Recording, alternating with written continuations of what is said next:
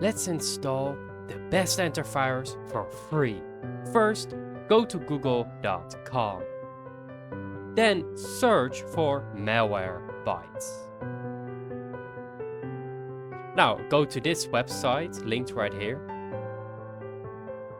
Then go to free download for home. Now, the download has started, so that's wonderful. Go right here, go to downloads, and then open the file. Let's install. Then skip this and wait a moment.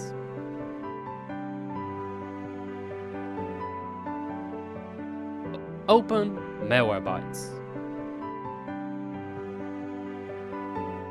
There you go.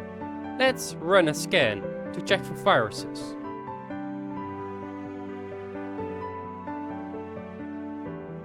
Ooh, a few detections. Let's quarantine this, but make sure you've selected everything. And there you go. Now click on done and close the application. Well, I'm also going to remove Malwarebytes, but first close these pop-ups, they're very annoying.